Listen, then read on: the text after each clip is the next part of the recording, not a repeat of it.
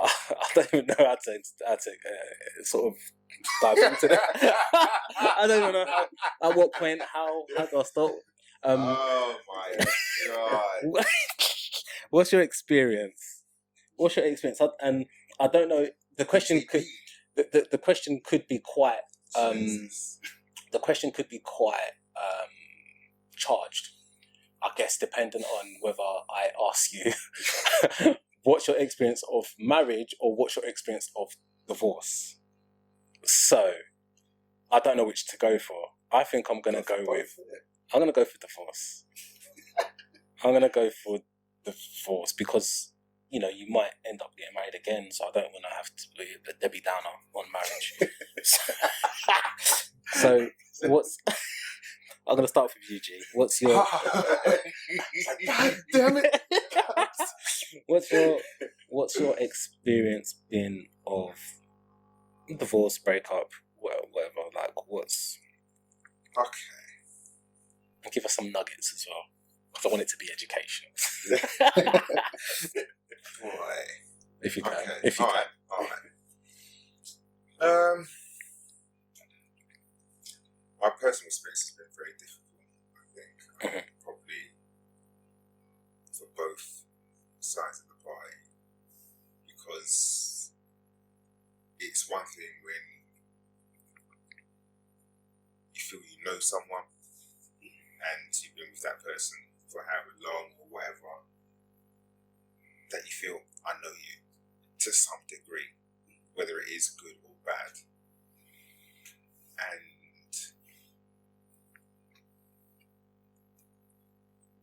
I guess during that breakup point or that separation point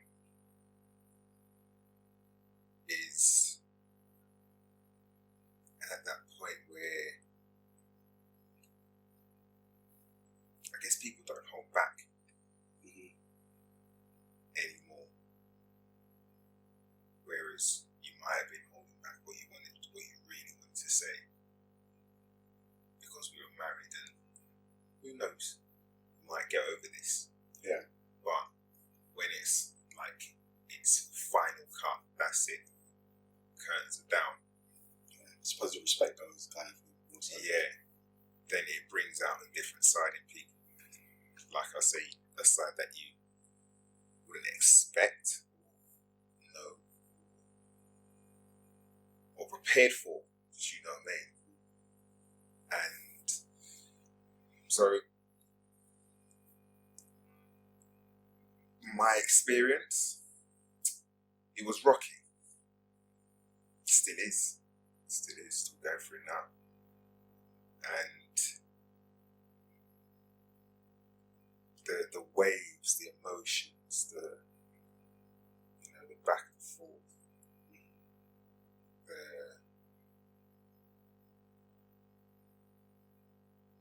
the things that you have to then start changing in your life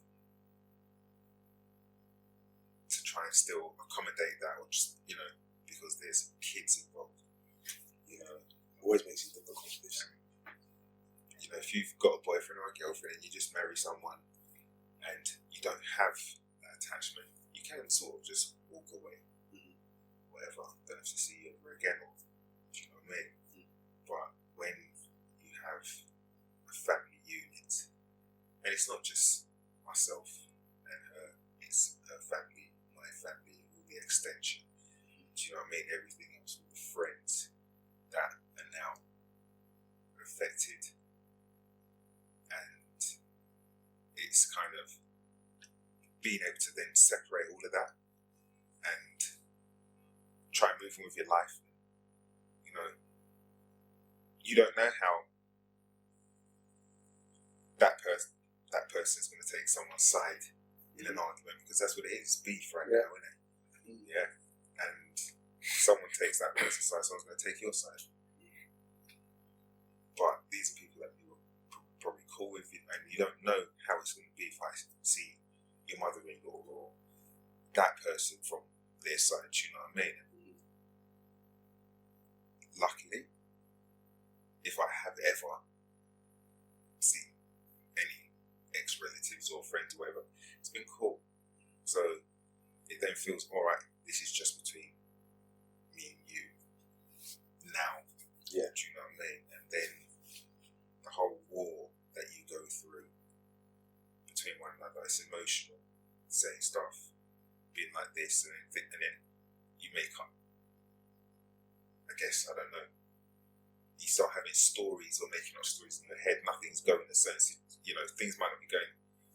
There's a point where, I'll give a bit of detail. So there's a point where I had to go through mediation. There's steps, isn't there? Mhm. This whole breakup, you separate, and we know that we're fully separated. I moved on. Then it's like, okay, cool. We're going to cuss each other out and stand back and forth. Then it's like, right, well, we can't do this. Let's get some mediation sorted out and be amicable, because I have a child and it's affecting her. It's affecting my child. So I would like to feel that I'm a good dad. And I've got to think about my child. It's my one and only. I don't have many people all over the place. I just got the one. So I've got to think about this one, what's affecting her. And obviously you're living with your mother.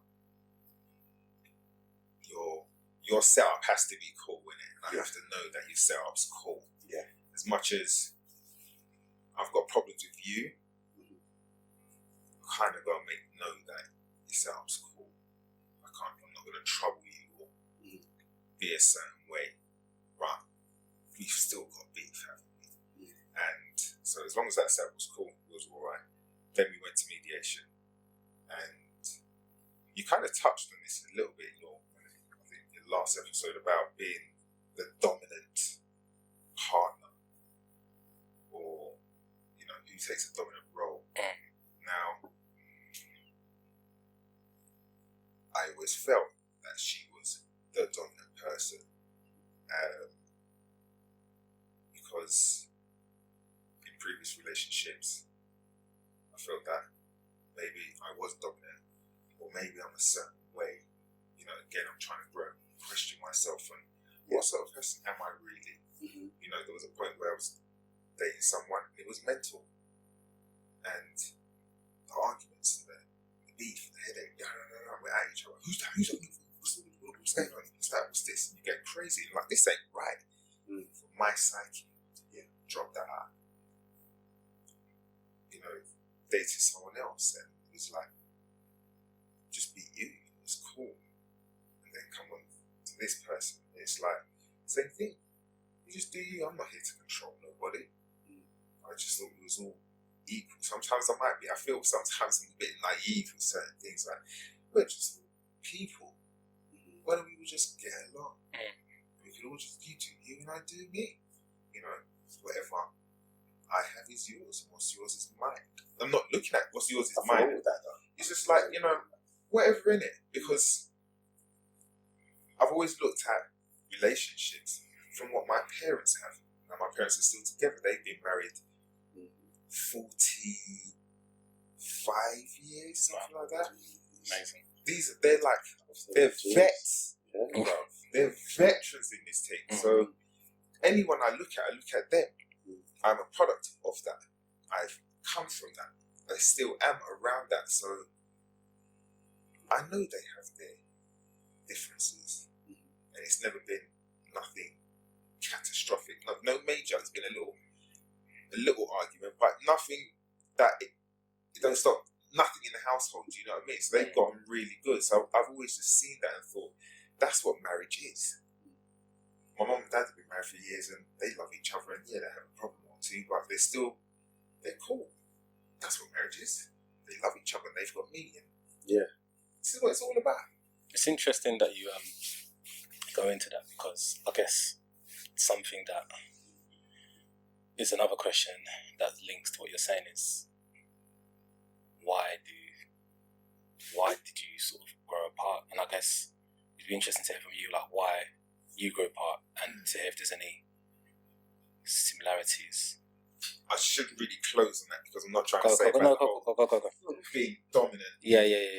just in case, Go. you know what I mean? No, I'm still frightened.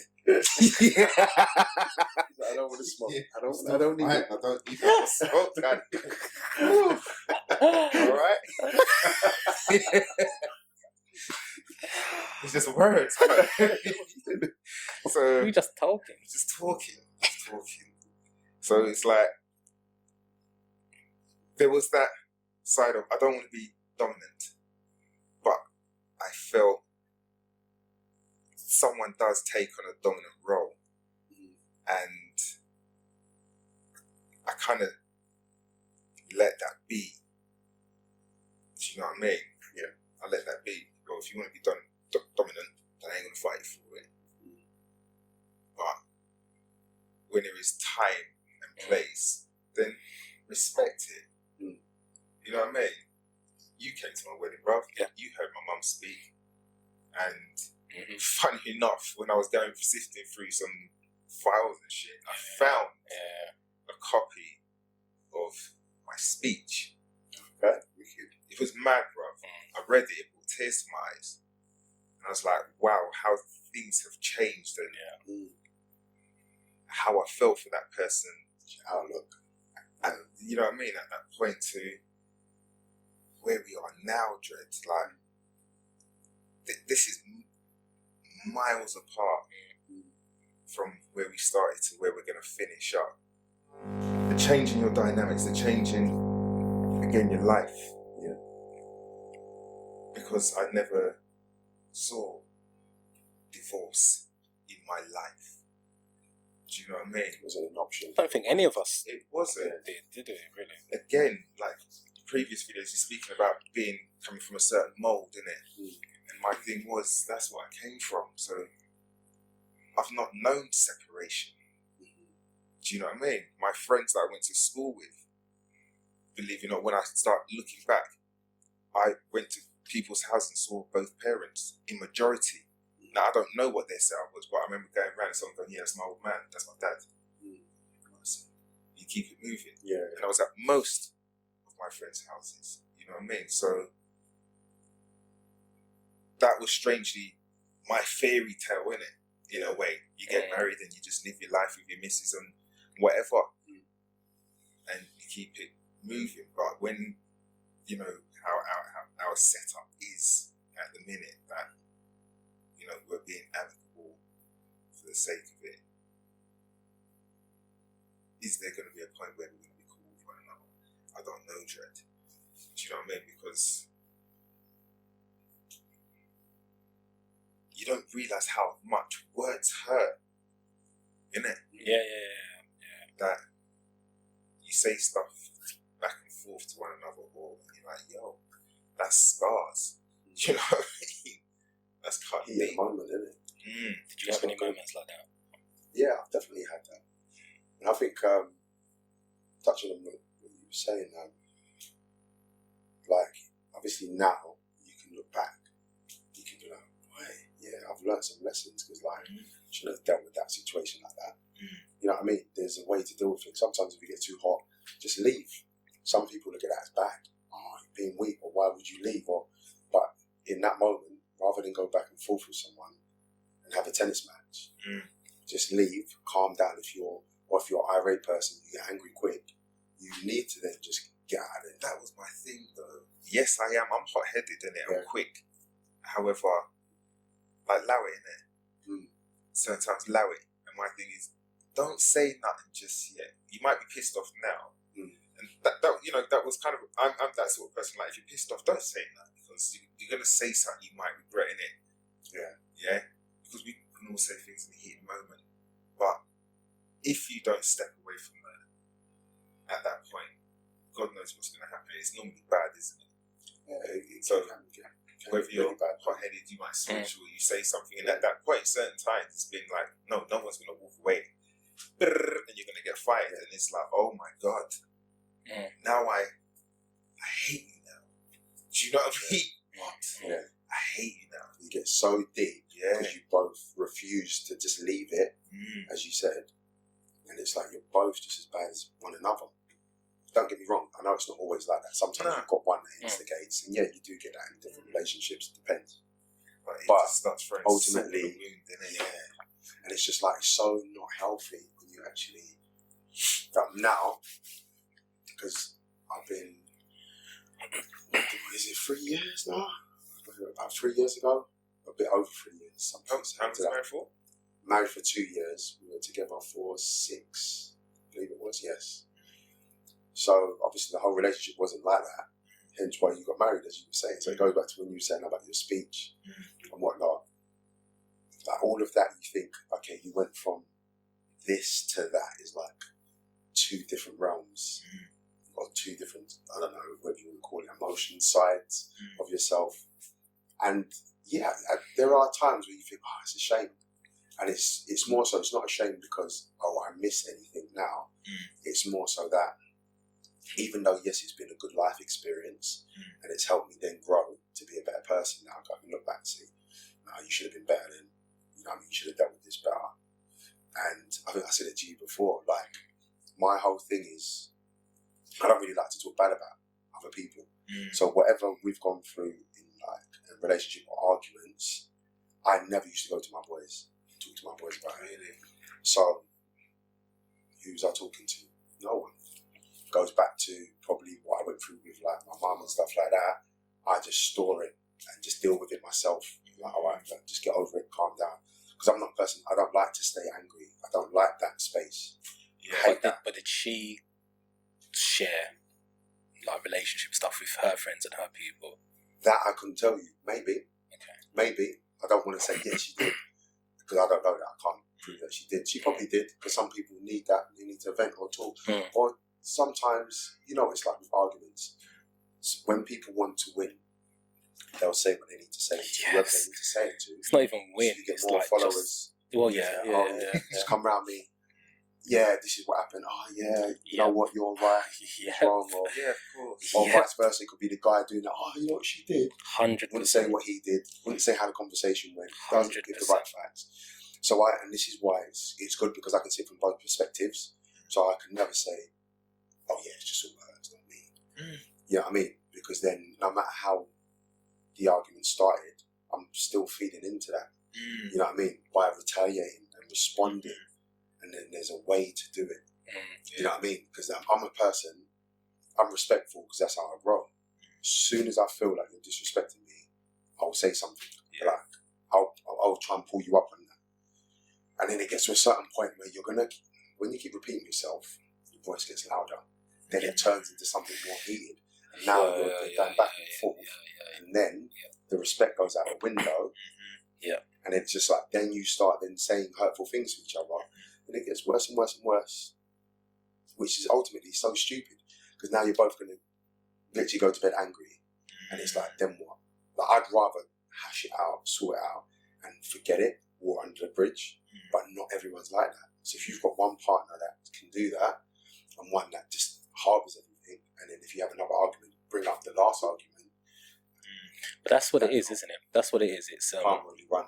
It's all about frustrations. For me, it's what cripples, and I can't speak for everyone, but I think what cripples a marriage or a relationship is building frustrations and not sort of being understanding / patient with your partner.